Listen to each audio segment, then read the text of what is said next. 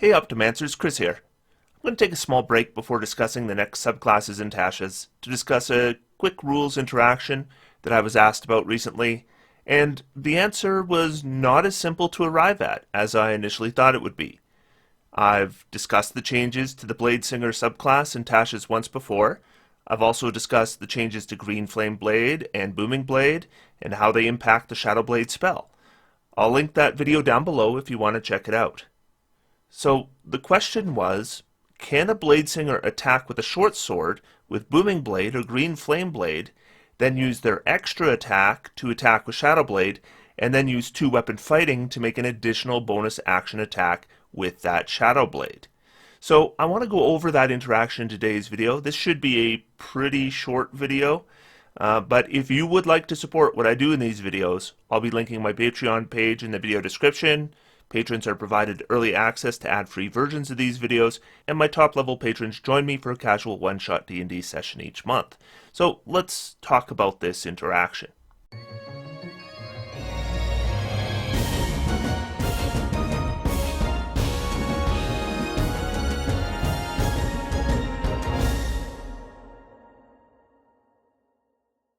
So here's the conundrum. Greenflame Blade and Booming Blade were changed in a couple ways in Tasha's. One of the ways they were changed is they now require a material component with cost, namely a melee weapon worth at least 1 silver piece, which must be used to make that weapon attack when you cast a spell. Now, this change fixed a problem with these cantrips, namely that previously they could have been cast with a spell focus or a component pouch, in theory, and in that case, the text of the spell involves an attack with a weapon you may not even possess, and that doesn't really make sense. So apparently that's why they added the 1 silver piece requirement, so you actually need the component to cast the spell. In other words, you need to actually have the weapon you're going to be making the attack with. However, an unintended consequence of that is if your weapon was a spell effect, specifically a Shadowblade, then could it be considered to have a 1 silver piece value? Here I saw a lot of effort to find a way to make this work. One comment I saw was, I would expect Shadowblade has the value of the spell, using a spell scroll for that spell as a guide. Now in this case, it's the scroll, not the spell effect, that has value. A Bestow Curse scroll, for example, has value, but obviously the curse itself isn't going to be worth anything. Then I saw, if I cast a spell using one of my spell slots, those spell slots have monetary value, as noted in the spellcasting services of Chapter 5 of the Player's Handbook. But this is the same problem. Although spellcasting services have value, the casting of a calm emotion spell has value, but me not being frightened isn't going to catch anything at the local market. Then the Shadowblade itself says it counts as a simple melee weapon with which you are proficient. All simple melee weapons are given a value as per Chapter 5 of the Player's Handbook, and all those values allow it to work with a new version of Booming Blade. Again, I see a problem here. I mean, if indeed a Shadowblade is a simple melee weapon, then clearly not all weapons have a given value as per Chapter 5 of the Player's Handbook, because your Shadowblade is not a dagger, even if it takes the shape of one. But I would say the more relevant thing is that a Shadowblade counts as a simple melee weapon. That doesn't necessarily mean it is a simple melee weapon. My Shadowblade might appear as a longsword, which is a martial weapon. But again, my Shadowblade is not actually a longsword. So Jeremy Crawford chimed in at this point, and he said, as a DM, I'd totally let the combo work. Shadowblade creates a simple melee weapon, and if another rule cares about that weapon's value, I'd pick a value from the list of simple melee weapons in the Player's Handbook, and I just apply that value ad hoc to the Shadowy Blade. So Jeremy Crawford says he would allow it to work as a DM. It's notable that he does not say that it works by the rules as written, nor that it is working as the rules are intended, just that as a DM he would allow it. That doesn't mean your DM is going to allow the same thing. So if your DM doesn't allow it to work as Jeremy Crawford would, I think they're completely within their rights to do so. And they're probably just doing a faithful reading of the rules. So does that mean you're just out of luck? I was asked by somebody if you held a real weapon in one hand, could that be the component for the spell, but then you attack with your Shadowblade in your other hand? This doesn't work, because the spell text specifies the attack must be made with the weapon used for casting the spell. This was another part of the cantrip that was changed. In the initial spell, it merely needed to be a melee weapon, but not necessarily the material component of the spell. So more recently, I was asked the question I referred to in the introduction of this video. And namely, I'll repeat it, the Bladesinger extra attack allows for the Bladesinger to cast a cantrip as part of the attack action. So what if on their initial attack, the Bladesinger attacked with a Shadowblade, then for the cantrip, they cast Booming Blade or Greenflame Blade and made the attack with a short sword in their other hand? Can the Bladesinger then use two-weapon fighting to make a bonus action attack with a Shadowblade?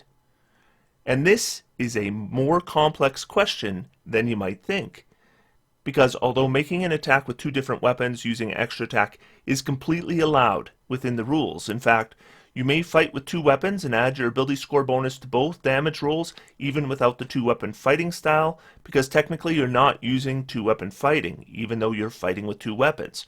And yes, that's confusing, but there you go. But the rules for two-weapon fighting are worded in such a way as they assume you are making your attack action with a single weapon. They read, when you take the attack action and attack with a light melee weapon that you're holding in one hand, you can use a bonus action to attack with a different light melee weapon that you're holding in the other hand. You don't add your ability modifier to the damage of the bonus attack unless that modifier is negative. If either weapon has the throw-in property, you can throw the weapon instead of making a melee attack with it. So if we want to make a bonus action attack with our Shadowblade, it must be a different melee weapon than the weapon we use to take the attack action. Of course, we did use the Shadowblade with our attack action, so it's not applicable. On the other hand, we did use our short sword to make the attack action, so it is. So in the end, two-weapon fighting is just not worded in a way to properly answer this question.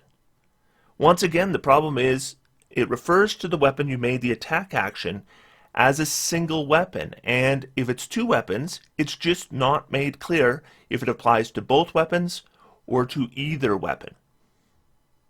Now, in fairness, clearly the designers could not have anticipated that 6 years later we would have the situation where we would have a melee weapon that we could use for one attack from our attack action, but not both attacks. Yet, here we are. So I did some research into this. So the rules just are not clear. Does the restriction apply to both weapons or either weapon? With a bit more research, I found this. So this was to an entirely different question in a different context, so keep that in mind. But this is a tweet from Jeremy Crawford where he says, here's the trigger for two-weapon fighting bonus action. When you take the attack action and attack with a light melee weapon that you're holding in one hand, summary, the trigger is the attack that's part of the attack action, not the entire action. So this tweet was a year ago, and not an answer to our specific question. However, it does answer that question. The trigger is the attack that is part of the attack action, not the entire action. So in other words, our short sword attack does indeed count as the light melee weapon we made our attack action with, or the Shadowblade can, and it's our choice as the player. Now I'll add in one caveat. A tweet by Jeremy Crawford can clarify a rule, but it does not change a rule. And the rule again could easily be read with a summary that the trigger is any attack that's part of the attack action. If your DM rules that way, they aren't wrong. They just have read the same rule in a perfectly valid way. So in the end, I can't definitively say that this combination works as rules as written. I can say that it might, and it's likely intended to, but I can't say it definitely works. Now, if you're a DM and you just want my advice, just let Booming Blade and Greenflame Blade work with Shadowblade, and you'll save yourself a big headache. Furthermore, the math will be easier at your table.